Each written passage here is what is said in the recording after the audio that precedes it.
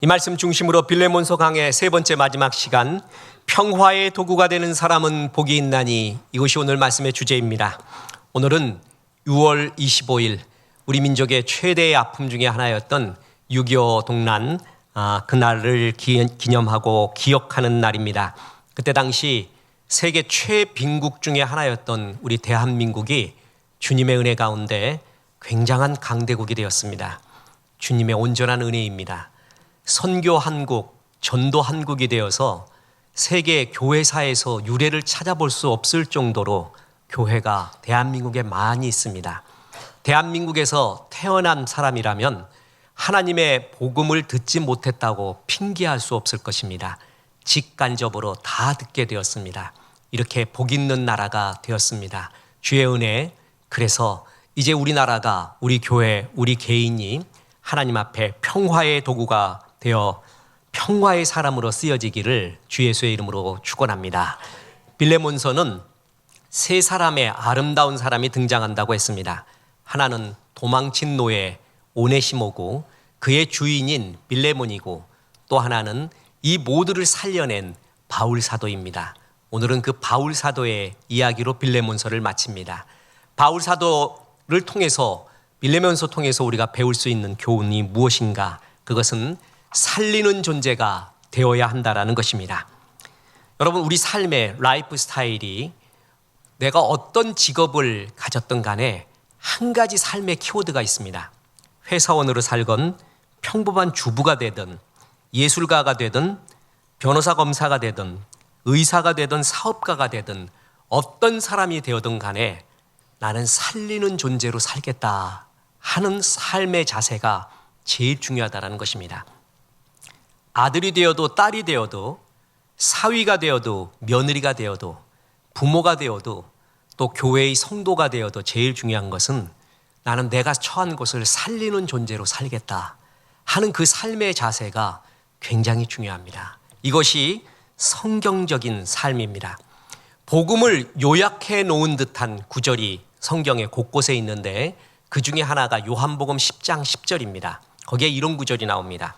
도둑이 오는 것은 도둑질하고 죽이고 멸망시키는 것뿐이요, 내가 온 것은 양으로 생명을 얻게 하고 더 풍성히 얻게 하려는 것이라. 도둑, 마귀에게 쓰임받는 자의 특징이 뭐죠? 죽이고 멸망시키는 것. 그가 들어가면 멀쩡하던 것도 다 죽게 됩니다. 그런데 예수님이 이 땅에 오신 것은 생명을 얻게 하고 더 풍성히 얻게 하려는 것이라. 생명 주시고 생명 준 영혼에게는 더 풍성한 삶을 준다는 거죠. 이 둘을 합쳐놓으면 뭐죠? 그 영혼을 살리는 존재가 된다는 것입니다. 하나님께 쓰임받는 사람의 특징은 뭐냐 하면 자기가 처한 곳을 살린다라는 것입니다. 세상을 살려면 지혜가 필요합니다. 그런데 세상 지혜는 자기가 살고 남의 죽는 지혜가 꽤 많이 있습니다. 세상 부자는 5천 명이 먹는 것을, 나 혼자 먹는 것을 부자라고 합니다. 그런데 하늘의 부자는 5천 명을 살리는 부자, 5천 명을 먹이는 사람을 부자라고 합니다.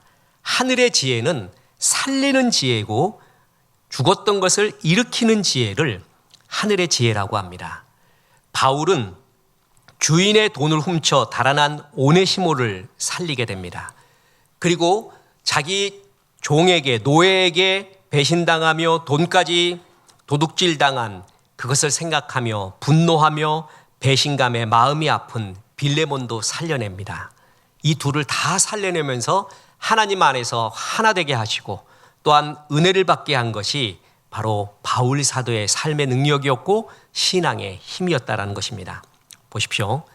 도화지가 있는데 그 도화지에 검은색 점을 하나 매직으로 찍어보세요. 그러면 사람들은 그 점만 봅니다. 그 점보다 더 많은, 수백 배 많은 흰 여백을 보지 않고 점만 보거든요. 마귀의 특징이 뭔지 아십니까? 한 사람의 점만 봅니다. 단점을 봐요.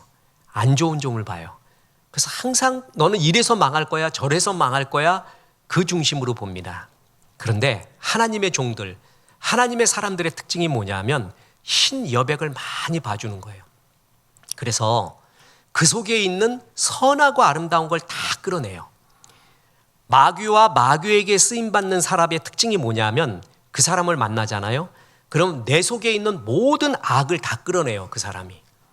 나는 욕을 10가지밖에 모르는데 그 사람 만났더니 100가지를 알게 돼요. 세상에 너 10가지 아는 것 같고 그 정도 갖고 어떻게 세상을 안다 그러니?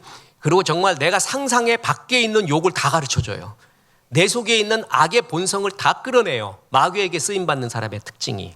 그런데 하나님께 쓰임받는 특징은 뭐냐면은 그 속에 있는 내가 상상하지도 못한 선하고 아름다운 것을 다 끌어냅니다. 아름다운 존재로 만들어줍니다. 내가 이런 존재였던가? 오네시모가 생각해 보세요. 오네시모는 주인의 돈을 훔쳐서 로마로 달아납니다. 그 사람이 생각하는 내 남은 인생의 베스트가 뭘까요? 들키지 않는 거예요. 그거 하나예요. 들키지 않고 그냥 여기서 사는 거예요. 이 돈 가지고. 이것이 그가 생각하는 베스트였거든요. 그런데 그 속에 이렇게 선하고 아름다운 것이 있는 줄은 그는 생각을 못했습니다. 어떤 선하고 아름다운 것인 줄 압니까? 바울은 말합니다. 너는 내가 옥에서 낳은 아들이다. 사도, 기독교 사상 최고의 영적인 거장인 사도 바울의 아들이 된다. 영적인 아들이 된다. 뿐만 아니라 너는 나에게뿐만이 아니라 주인인 빌레몬에게도 유익한 종이 된다. 상상이나 했겠습니까? 뿐만 아닙니다. 바울은 결정타를 날립니다. 너는 내 신복이라. 원어적으로 말하면 너는 내 마음이라. 내 자체다. 이 정도의 극찬을 받습니다. 오네시모가 생각하지도 못했던 마음속에 있는 최상의 것. 주님이 그러나 오래전부터 기대하고 그리고 소원하고 계셨던 오네시모의 최상의 삶. 그것을 바울이 끌어냅니다. 바울은 이렇게 살리는 존재, 내 속에 있는 최상의 아름다움을 끌어내는 존재예요. 빌레몬에게도 그럽니다. 빌레몬, 너 마음이 아픈 거 안다. 난 너를 믿는다. 네가 오네시모를 받아들이고 또한 나를 영접하듯 오네시모를 받아달라고 얘기했는데 그 이상으로 받아들일 줄을 내가 너를 알고 믿는다 라고 축복을 해줍니다. 보세요. 1장 21절. 나는 네가 순종할 것을 확신함으로 네게 썼노니 내가 말한 것보다 더 행할 줄을 아노라. 이 정도로 극찬을 해줍니다. 너는 바로 그런 존재야. 내가 그런 너를 믿고 사랑하고 감사하고 존중하고 있다. 오네시모와 빌레몬 속에 있는 가장 아름다운 것을 다 끌어내줍니다. 그래서 살리는 존재가 됩니다. 죽이는 지혜와 살리는 지혜가 있습니다. 이 둘이 극명하게 만난 사건이 현장에서 간음하다 걸린 여인의 사건입니다. 우리는 너무나 설교를 통해 성경 묵상을 통해 이것을 많이 보았습니다. 현장에서 간음한 여인을 끌고 왔습니다. 그래서 악한 사람들이 악한 지혜로 말합니다. 죽일까요? 살릴까요? 왜 이것이 악한 지혜냐 하면은 죽이라고 말하면 예수님이 사랑의 주님이라고 했는데 그 사랑에 어긋나게 됩니다. 살리라고 하면은 간음한 사람 죽이라고 돌로 쳐 죽이라고 했는데 모세의 율법에 어긋나게 됩니다. 무엇을 해도 죽게 돼 있습니다. 이게 악한 지혜예요. 죽이려는 의도 속에서 죽이려는 함정을 판 것이죠. 그런데 예수님은 이 악한 지혜 속에서 전부를 살려내는 하나님의 일을 하시게 됩니다. 잘 알죠? 예수님이 뭐 하셨습니까? 그때 첫째 침묵을 하셨습니다. 둘째 뭘 하셨죠? 땅바닥에 글을 썼습니다. 전 그게 너무 신비합니다. 예수님이 종이에다가 글 썼으면은 포스트잇이나 도화지에다가 썼으면 난리 납니다. 왜 그런 줄 아세요? 그거 가지려고요. 전쟁이 납니다. 사도 바울의 친필 로마서도 발견되지 않은 거 아시죠? 우리가 지금 성경 보는 모든 것은 사본입니다. 저는 이게 굉장히 궁금증이었습니다. 그런데 나중에 신학 공부하면서 알았습니다. 원본이 발견되잖아요. 그럼 원본이 하나님이 됩니다. 그 하나님의 말씀이고 의미고 필요 없고 그 원본 자체가 하나님이 돼요. 그래서 그거 가지려고 전쟁이 날 겁니다. 만약에 사도 바울이 기록한 로마서의 리을자 하나만 내가 발견했어. 그래갖고 여기다 걸어놨어요. 이 교회는요 사람이 못 들어옵니다. 너무 많아가지고요.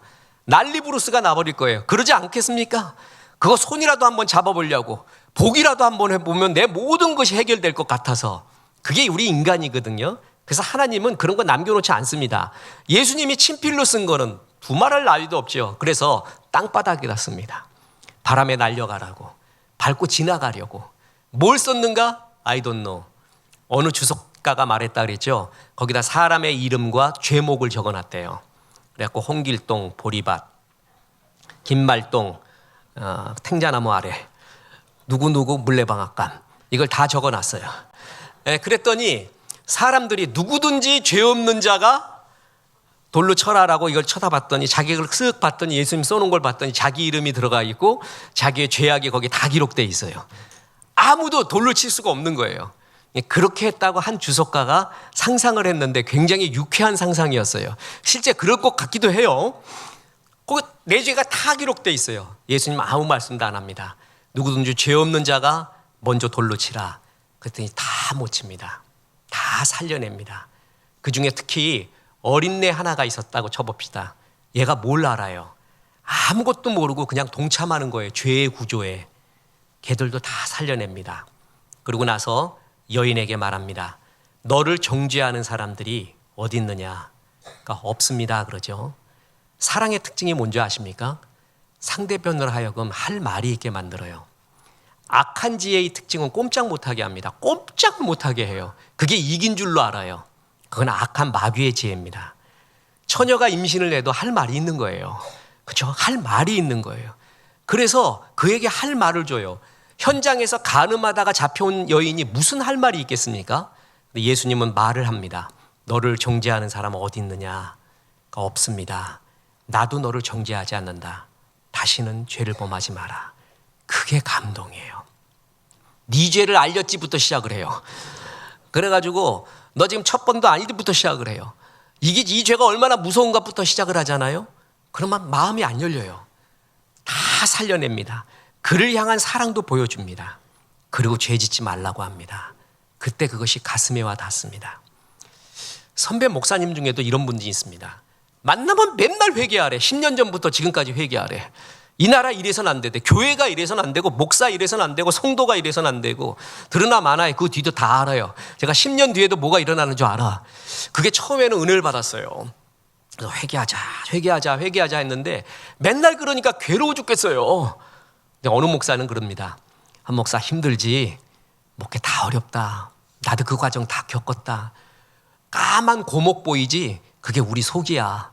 힘들지? 다 그렇게 사는 거야. 맨날 이렇게 뚜닥거려줘요. 그게 그렇게 좋을 수가 없어요. 그렇게 위로를 주는 게 그렇게 좋을 수가 없어요. 사람을 살리는 것은 정확하게 지적하면서 그를 일으키 세우는 게 아니라 그를 사랑하는 사랑의 말. 그래서 여러분 보십시오.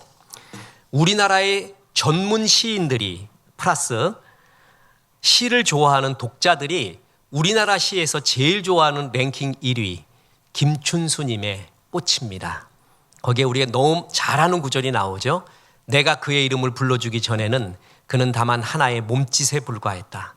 내가 그의 이름을 불러줄 때 그는 나에게로 다가와 꽃이 되었다. 몸짓에 불과해요. 아무것도 아닌데 그의 이름을 불러줬대요. 뭘 불러줬을까요? 그 속에 있는 하나님의 선한 의도, 이 땅에 보내신 하나님의 비전, 하나님이 그대를 얼마나 사랑하는가, 그것을 불러주는 거예요. 지금 너의 모습은 네 모습의 일부에 불과해. 너는 만세전부터 예배하신 하나님의 보석이고 지금도 그 사랑과 섭리 가운데 있고 지금도 주님이 인도하고 있다네. 선한 비전 속에서 살 수 있다네. 그의 이름을 불러줄 때 이런 것을 그 속에 있는 가장 선한 것을 끌어낼 때 그는 하나님 나라의 꽃이 되는 것입니다. 바울이 그런 존재였습니다. 우리는 한 2주일 전에 감동스러운 국회 연설을 하나 보았습니다. 이것은 정치적인 이야기가 아니라고 했죠.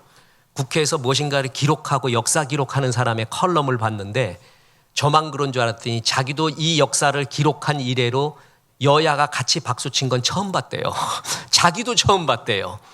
김예지 의원, 그는 시각장애인 피아니스트자 연주학 박사입니다. 어릴 때부터 눈이 어두워지자 얼마나 암울했겠습니까? 근데 엄마가 축복을 해줬습니다. 어떻게 축복해 줬냐 하면 네 눈에 가득 찬 별이 눈부셔서 그런 거란다. 웃으면 눈이 더 반짝반짝 빛날 거야. 다시 읽어드리겠습니다. 왜 눈이 어두워져 가느냐 하면 네 눈에 가득 찬 별이 눈부셔서 그런 거란다. 웃으면 눈이 더 반짝반짝 빛날 거다. 이렇게 얘기해 줘요. 얘가 힘을 얻습니다. 그리고 특히 웃어야 되는구나. 웃을 때 눈은 더 빛나는 거구나. 잭 웰츠라는 신화적인 G그룹 CEO가 있습니다. 대단한 CEO죠. 그러니까 CEO의 역사를 이야기할 때 잭 웰츠를 반드시 포함시킵니다. 이 사람이 특징이 말 더듬입니다. 그 성인이 되고 CEO가 됐을 때도 좀 더듬는데 좀 흥분하면 더 더듬어. 탁탁탁탁 막 더듬는 말이에요. 그러니까 열등감에 빠져요. 자존감도 떨어져요.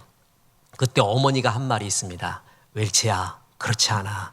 너는 생각이 너무 뛰어나서 생각이 너무 앞서가 갖고 말이 못 따라오는 거야. 이렇게 얘기했어요. 생각이 너무 뛰어나대. 말이 못 따라갈 정도로 생각이 뛰어나대요. 자기는 엄마의 그 축복이 그렇게 좋을 수가 없었다는 것이에요. 사랑의 말, 살리는 말이 그를 살아내게 만든다는 것입니다. 보십시오. 하나님이 우리에게 대해서 너라는 존재는 이런 존재다라고 성경 곳곳에 많은 선언을 해놔요. 그 중에 하나가 뭐냐면 너는 제사장이라는 것입니다. 베드로후서에도 보면 너는 왕 같은 제사장이라고 말했고 이사야 61장 6절에 보면 이런 구절이 나옵니다. 오직 너희는 여호와의 제사장이라 일컬음을 받을 것이라. 사람들이 너희를 우리 하나님의 봉사자라 할 것이며. 제사장, 너희는 제사장이라 그랬거든요. 제사장의 특징이 뭐냐면 인간의 죄를 짊어지고 제사를 지내면서 하나님과 인간을 연결해 주는 것, 그것이 제사장의 제1 역할입니다. 초대 교부 중 하나였던 락탄티우스는 종교, 렐리지오, 라틴어 렐리기오라고도 하고 렐리지오라도 부르는 이 종교에 대한 해석을 뭐냐면은 다시 묶는다로 봤습니다. 다시 리지오, 묶는다. 렐리지오, 다시 묶는 것이 종교래요. 맞아요. 제사장은 뭐냐면 하나님의 자녀였던 사람이 죄를 범해서 하나님과 떨어지고 인간과 떨어졌거든요. 그것을 다시 묶는 거를 다시 연결하는 것을 가리켜 종교, 신앙, 또한 제사장이라고 합니다. 세상도 그렇습니다. 좋은 것과 좋은 것이 연결될 때 최상의 시너지가 됩니다. 잠언 말씀 그대로 철이 철을 날카롭게 합니다. 철끼리 만나면 날카로워지는 거예요. 좋은 것끼리 연결이 되잖아요. 그러면 최고의 시너지가 일어나요. 스티브 잡스가 애플사에서 만든 아이패드를 출시할 때 했던 유명한 말 있잖아요. 이 아이패드, 특히 애플사의 모든 제품은 테크놀로지와 인문학이 합쳐진 교차점에서 만들어진다. 기술력과 인문학적 통찰력 속에서 만들어진다는 거예요. 우리 둘째 아들이 애플사의 그 사과 아이폰을 씁니다. 그래서 난 갤럭시를 써요.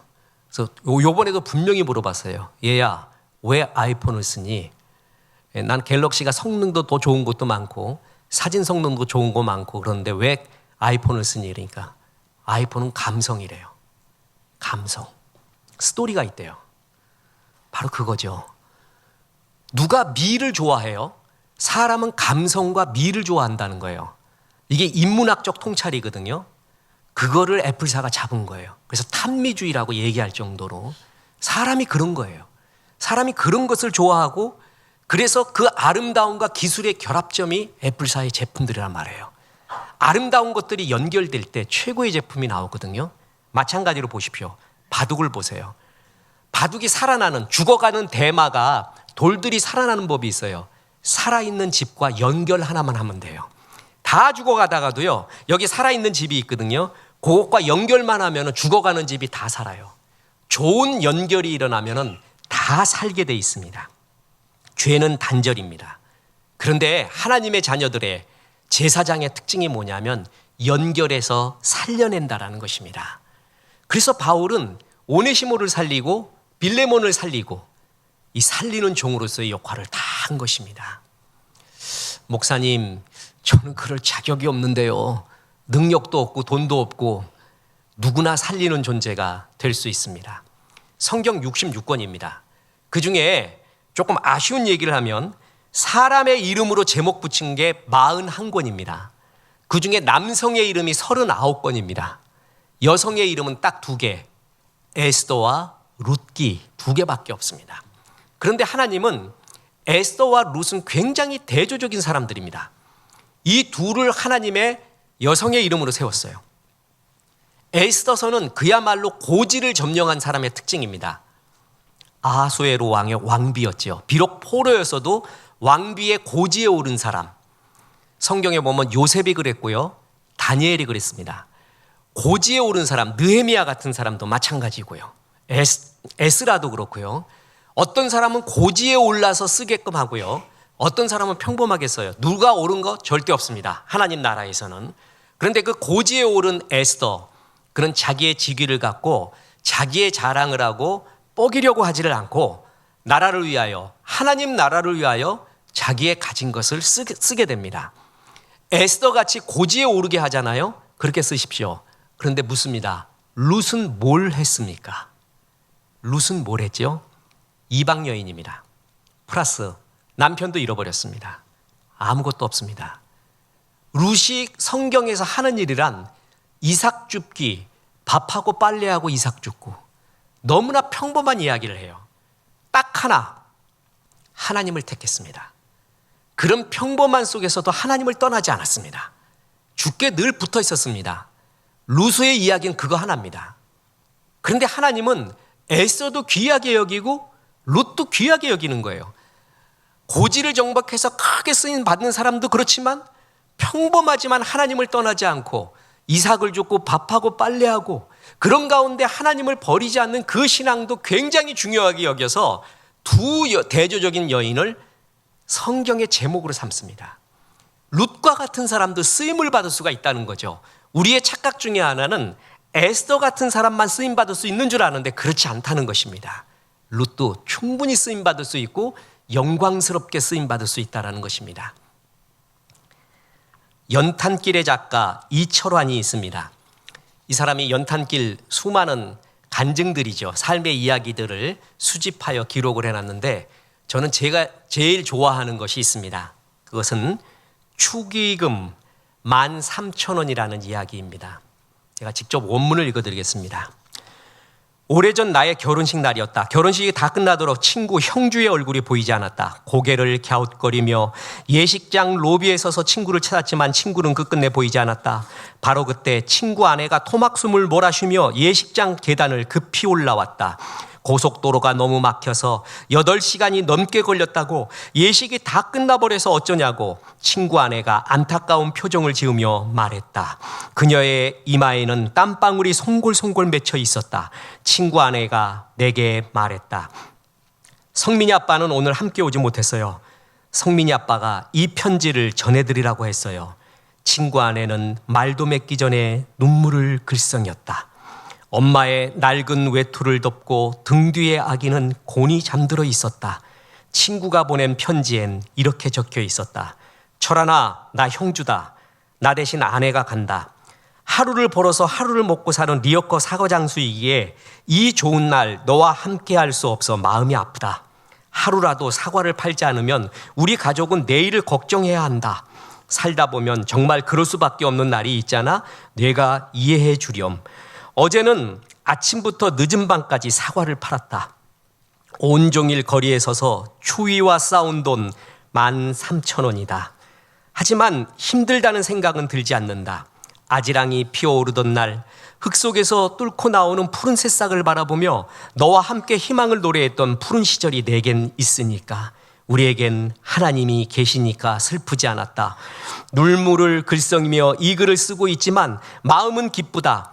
아내 손에 사과 한 봉지를 들려보낸다. 지난밤 노란 백열등 아래에서 제일 예쁜 논들만 골랐다. 신혼여행 가서 먹어라.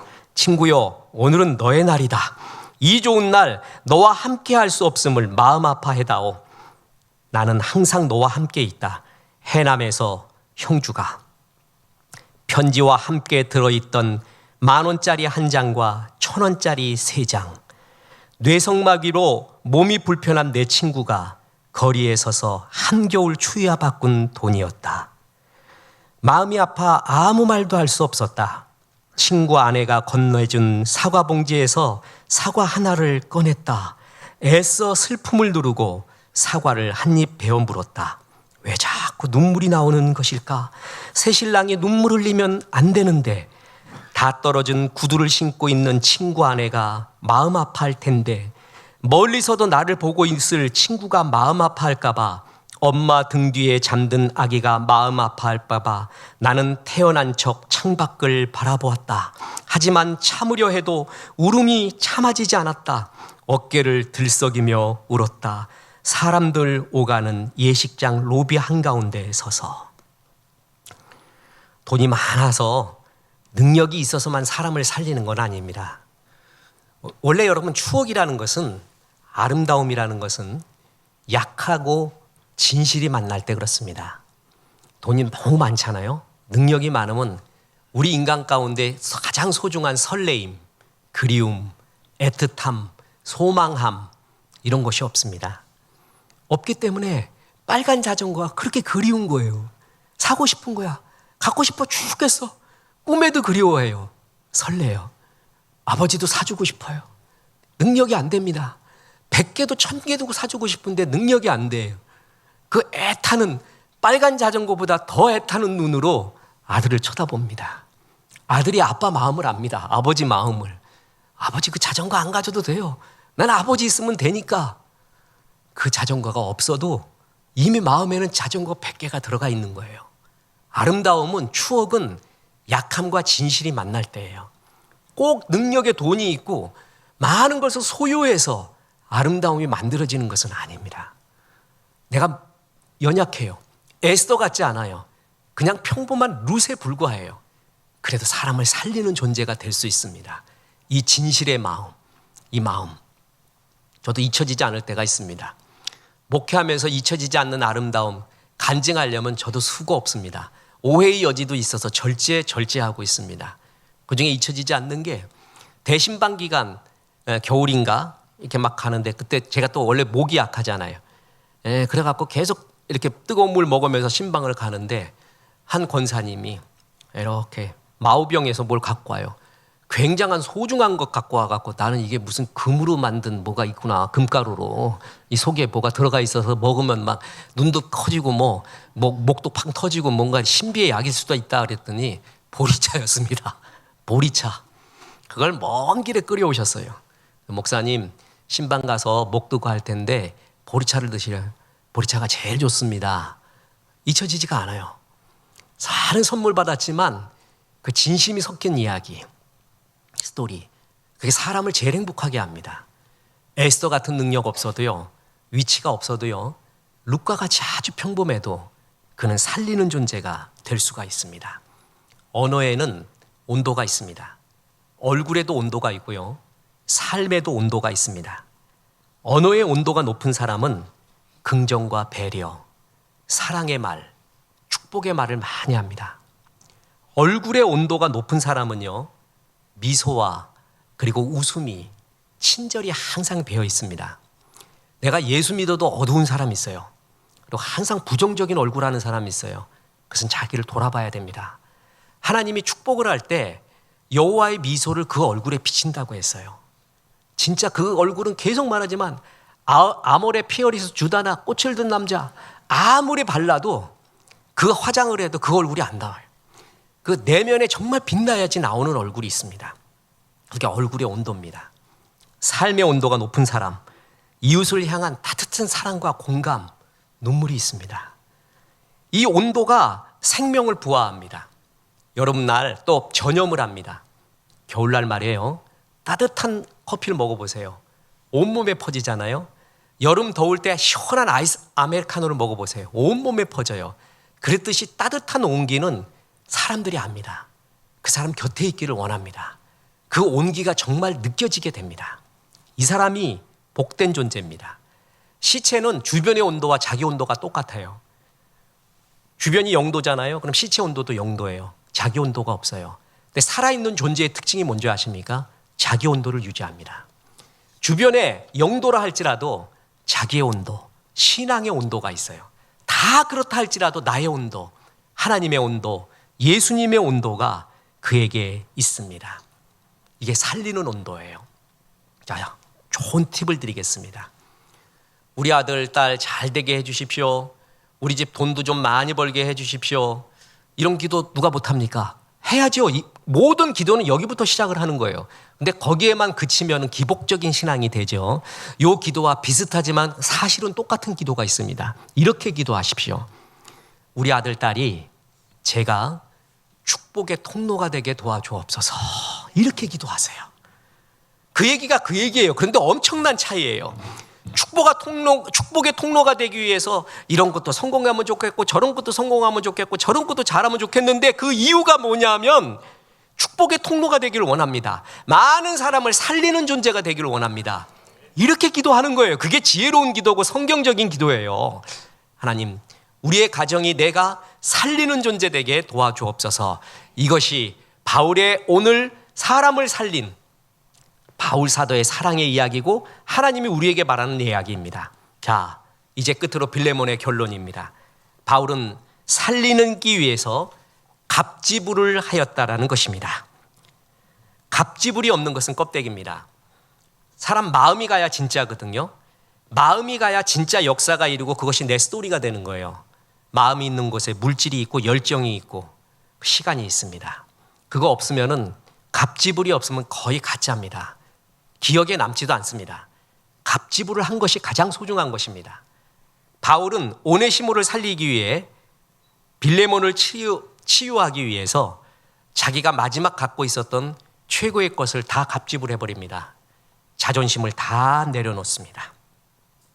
그는 빌레몬에게 명령이 아닌 사랑으로 부탁한다고 합니다. 보세요. 1장 8절.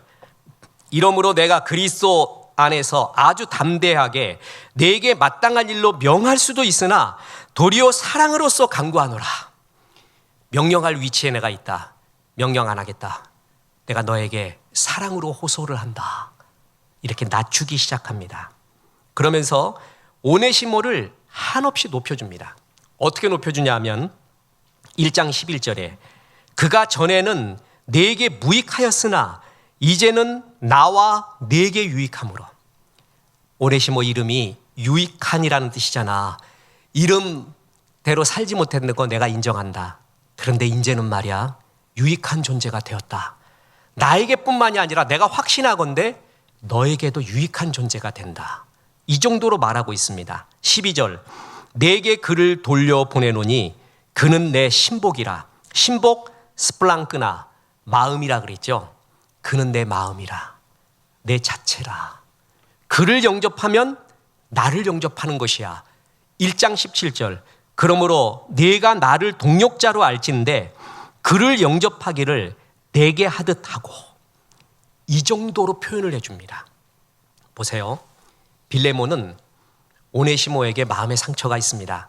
여러분, 이 상처를 받은 사람, 배신받은 사람 쉽게 얘기하면 안 돼요. 잊어버려? 그거 쉽지 않습니다. 용서해? 네가 해봐.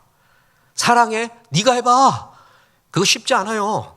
이 고통당하는 사람에게 쉽게 말하면 안 돼요. 사람은 자기 일 아닐 때는 항상 하나님 위치에서 말해요. 가장 정의롭게 말하잖아요. 그런데 그거 쉬운 거 절대 아닙니다. 그래서 아픈 마음이 있는 거예요. 그런데 빌레몬에게 가장 권위 있는 자가 있었어요. 존경하는 자가 있었어요. 바울 사도입니다. 그런데 바울이 어느 정도까지 말하냐 하면 빌레몬 명령하는데 명령할 수 있지만 내가 너의 사랑에 호소를 안 해. 오네시모 그를 향해 마음이 아픈 건 안 해. 그런데 인제는 다르네. 복음의 뜻이 뭐냐면 지금이거든요. 옛날이 아니라 지금이에요. 사람 볼 때 제일 중요한 게 지금 어떠냐는 것이에요. 지금은 아니네. 그는 내 마음과 같은 분이네.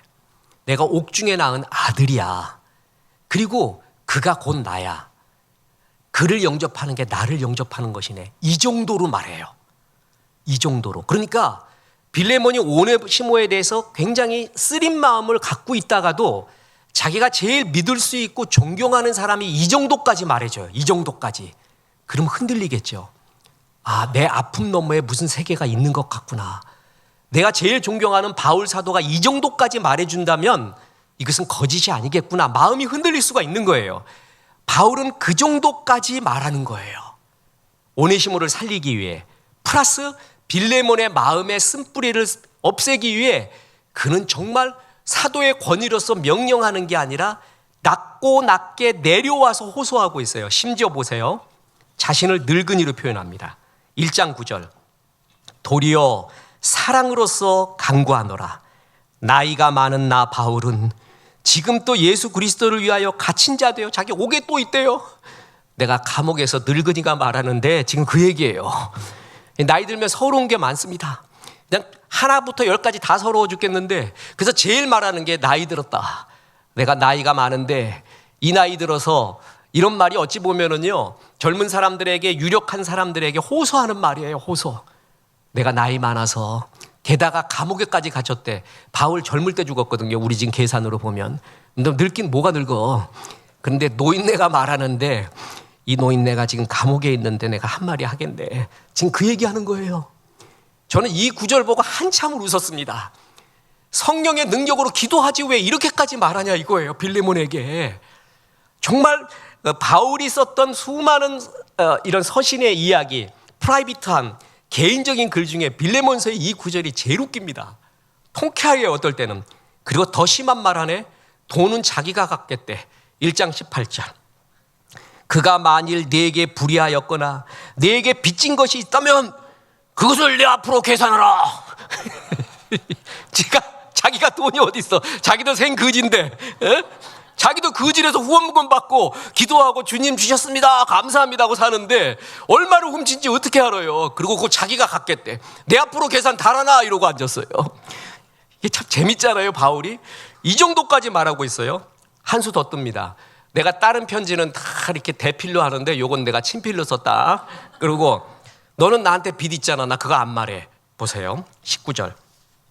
나 바울이 친필로 쓰노니 내가 갚으려니와 내가 이외에 내 자신이 내게 빚진 것은 내가 말하지 않는다.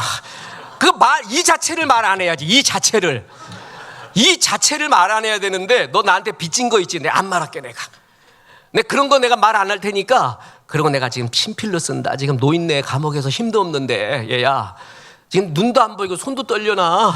근데 친필로 쓴다. 이 정도까지 말하고 있습니다. 그러면서 협박까지 합니다. 반협박. 널 믿는다.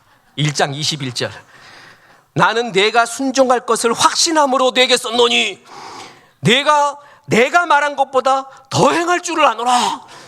이건 믿는다는 게 아니라 거의 협박입니다. 더 할 거지 너. 내가 너 알아. 내가 너 알거든. 그러고 마지막 결정타를 날립니다. 다른 동력자도 다 보고 있다 이러고 있어요. 1장 23절. 그리스도 예수 안에서 나와 함께 갇힌 자 에바브라와 또한 나의 동력자 마가, 아리스타고, 데마, 누가가 다 보고 있다. 네가 어떻게 하는지. 이 빌레몬서 정말 재밌습니다. 이 정도까지 말하는 거예요. 정주영 씨가 이제 그 재산 다 잃고 감옥 들어갔어요. 그래갖고 거기서 만난, 자기가 이제 예수 믿고 복음 전했어. 그래갖고 이 사람을 갖다 돌려보내면서 그런 거예요. 내가 이제 나이 들어서 감옥에까지 있는데 손도 떨리고 눈도 어두운데 내가 친필 쓴다. 너 나한테 빚 많지? 내가 그 말도 안 해. 내가 너 분명히 믿는데 잘해줄 거야 이러면서 협박을 해. 잘해주라고 하면서. 그리고 이거 다 쳐다보고 있다 지금. 여기 누군가 말해줄까? 그러면서 다 말하고 있어요.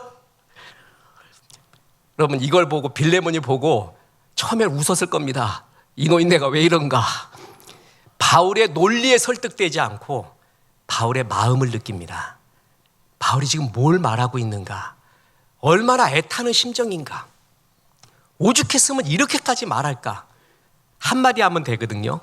내가 성령의 권위로서 사도로서 너한테 명하노니 받아들여라. 이게 복음 안에서 옳다. 이러면 되는 거예요. 근데 그렇게 하지 않습니다. 이렇게 어린애같이 어리광 같기도 하고 반협박도 하고 웃기고, 왜 네가 나한테 빚 있는데 나 그런 건 말도 안 한대. 이런 말을 왜 해요? 이런 말을. 자기를 늙은이라고 그래요.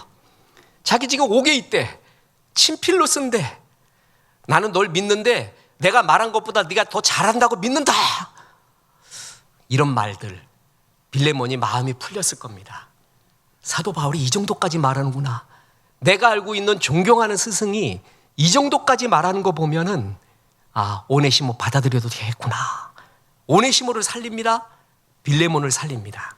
마음의 쓴뿌리까지 없애버립니다.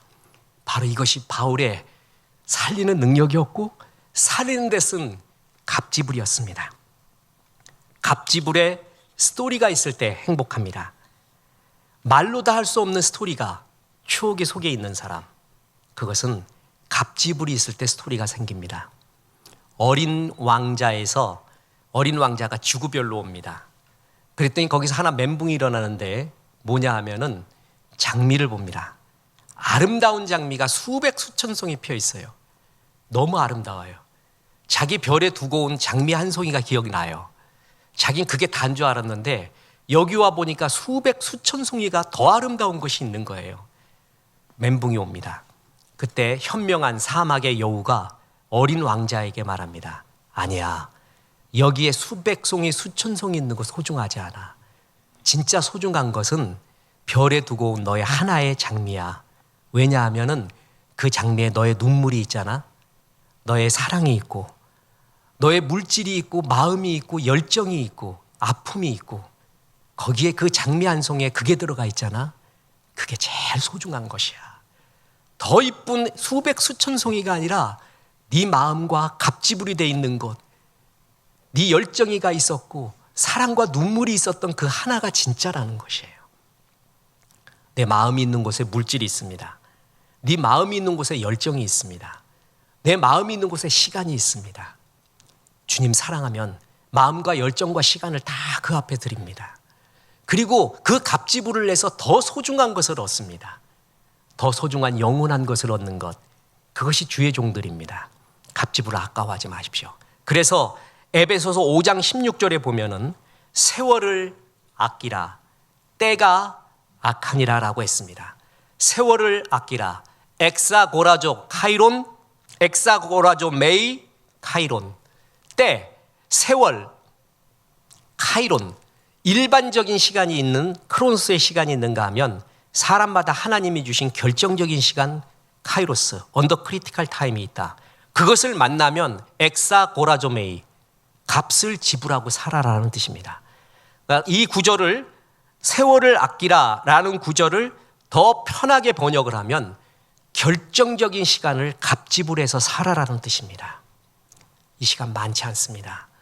여러분 지금 힘 있을 때 성가대하고 교사하시고 헌신하시고 뭐 하시고 힘 있을 때 더 하십시오.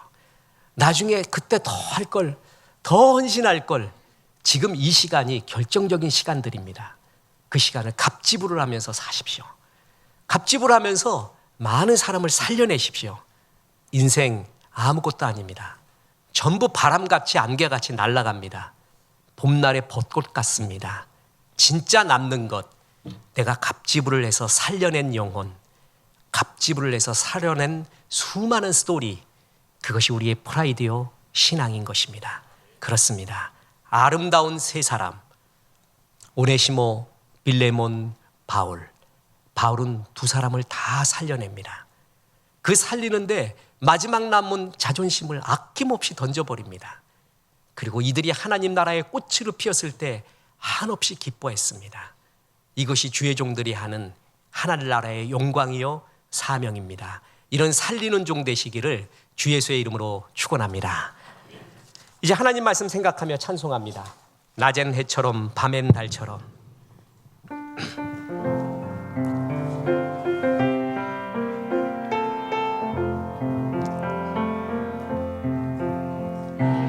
낮엔 해처럼 밤엔 달처럼 그렇게 살 순 없을까. 욕심도 없이 어두운 세상 비추어 온전히 남을 위해 살듯이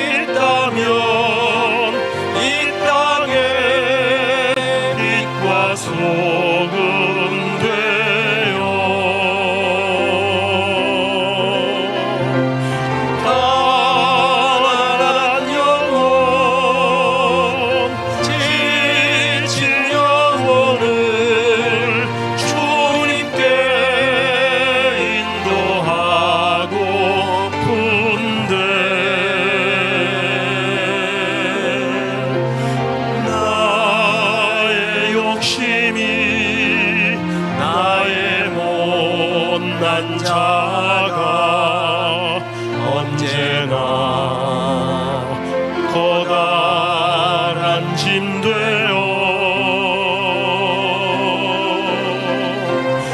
나를 짓눌러 마음을 곤곡해 하니 예수여 나를 도와주소서. 이제는 우리 구주 예수 그리스도의 은혜와 하나님의 크신 사랑과 성령님 살리는 존재가 되라 말씀하심이 이 말씀에 아멘한 성도들에게 함께 하셔서 이제부터 끝날까지 크신 영광 받으시옵기를 우리 구주 예수 그리스도 이름으로 축원하옵나이다. 아멘.